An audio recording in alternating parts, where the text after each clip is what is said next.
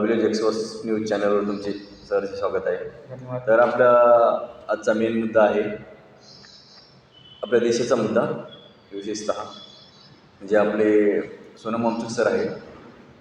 ते एक सायंटिस्टसुद्धा आहे आणि त्यांनी आर्मीसाठी बहुतेक म्हणजे खूप कामं केली आहेत. त्यांनी जे टेंट वगैरे आहे, जे बर्फामध्ये सियाचीन, लडाख इथले जे आर्मीचे हे आहेत, त्यांनी म्हणजे देशासाठी त्यांनी बरेच बलिदान दिलेले आहेत. तर त्याच्यासाठी आज त्यांच्यावर एक मोठा संकट आले आहे. तर त्याच्या मुद्द्यावर बोलता सोनम वांगचुक सरविषयी तुम्ही काही तुमचे मत मांडून टाका. माझं बोलायला गेलं तर आज देशाची परिस्थिती खूपच बिकट आहे. आपण जिकडे तिकडे पाहत आहोत तर देशामध्ये बऱ्याचशा ठिकाणी भ्रष्टाचार, पेपरफुटीची प्रकरण बघा, आमदार खासदार फुटले, बरेच ते आमदार खासदार आता या पक्षामधून त्या पक्षात जात आहेत. सर्वसामान्याचा मुद्दा हा कोणी ऐकून घेत नाही. सर्वप्रथम तर माझं असं म्हणणं आहे की विद्यार्थ्यांच्या चळवळीसाठी म्हणजे की विद्यार्थी जे आता पेपरफुटीचे प्रकरण चालू आहे,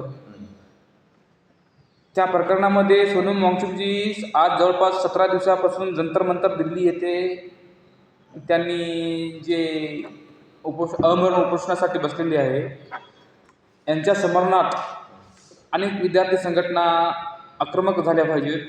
कारण की आपल्या भविष्याचा विचार प्रत्येक विद्यार्थ्यांनी केला पाहिजे. ते काय स्वतःच्या वैयक्तिक याच्यासाठी बसलेले नाहीत, कारण की विद्यार्थ्याचे प्रश्न घेऊनच बसलेले आहेत. आणि ते जर व्यक्ती आज जिवंत राहिला तर देशाच्या योगदानासाठी त्यांचं बरंच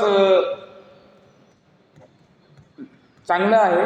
म्हणजे एक व्यक्तिमत्व चांगलं आहे देशाच्या भविष्यासाठी. कारण ते व्यक्ती जर टिकला तर विद्यार्थी टिकल, नाहीतर काय अन्यथा काय नाही. आज आपल्यावर पाळी आलेली आहे. प्रत्येक घरातून एक विद्यार्थी दिल्ली येथे जंतर मंतरवर गेला पाहिजे आणि सोनमजी वांगचुक यांच्या जे ते जंतर मंतर अमरण उपोषणासाठी बसले आहेत त्यांच्या समर्थनात आपण उतरलं पाहिजे. माझा दुसरा प्रश्न आहे, आता सोनम वांगचुकजी सर गांधीजीचे झालेले आहे, पण आता सुरळीत रितसर मार्गाने उपोषणानेच देश असा फ्रीडम नाही झालेला आहे आपला. तर आता भगतसिंगची गरज आहे का, तुम्हाला काय वाटते? भगतसिंग, राजगुरू यांची अशा फ्रीडम फायडची गरज आहे की नाही, तुम्हाला वाटते की नाही? आज खरं पाहिलं तर या निर्दयी सरकारचा मी जाहीर निषेध करतो. कारण की सोनम वांगचुकजी 17 दिवसापासून अमरण उपोषणासाठी बसलेली आहेत. त्यांची कोणतीही दखल सरकारने आजपर्यंत घेतलेली नाही. कोणता प्रशासकीय अधिकारी तिथे गेलेले नाही. जवळपास आज 17 दिवस होत आहेत की कोणते केंद्रात कॅबिनेट मंत्री गेलेले नाही, कोणता विरोधी पक्ष नेता गेलेला नाही तिथे. खरंच या निर्दयी सरकारचा मी जाहीर निषेध करतो. कारण की जेवढ्या विद्यार्थ्याच्या मागण्या आहेत ते मान्य झाल्या पाहिजे. आणि आता तुम्ही म्हणले की सोनमजी वांगचुक हे गांधीजी झालेले. हो, खरंच ते गांधीजी झालेले आहेत. पण ते गांधीजी झालेले आहेत, पण हे सरकार, हे निर्दयी सरकार त्यांचं कुठं ऐकत आहे? आज मला वाटते खरंच आपल्याला लोकशाही भेटूनही कुठं आपण गुलामगिरीत चाललेलो आहोत. तरी या मेलेल्या जनतेला मला एकच सांगायचं आहे, तुम्ही आंदोलन करा. विद्यार्थ्याच्या भविष्याचा प्रश्न आहे. सरकारला जाग आली पाहिजे.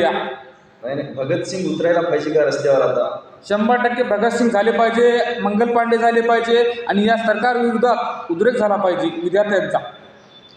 सर्वसामान्य माणसाचा पण झालेला पाहिजे का, असं तुम्हाला वाटते का? प्रत्येक सर्वसामान्य माणूस उतरलाच पाहिजे. कारण की त्यांच्या मुलांच्या भविष्याचा प्रश्न, प्रत्येकाच्या जीवनाचा प्रश्न म्हणजे हे शिक्षण हे महत्त्वाचं आहे. आजच्या काळाला शिक्षण नाही झालं तर लक्षात ठेवा काही नाही. आपला शिक्षणावरच आपण एकमेव आपल्या शिक्षणावरच आपण घडू शकतो, दुसरं काही नाही.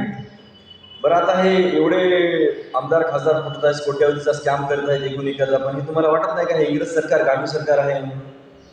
100% गांडू सरकार आहे. कारण की या सरकार विरोधात बोलणाऱ्याला जेलमध्ये टाकत आहेत. आजकालचे युवकाला बघा, कोणी बोलत असलं त्याला डायरेक्ट जेलमध्ये प्रवेश करत आहेत.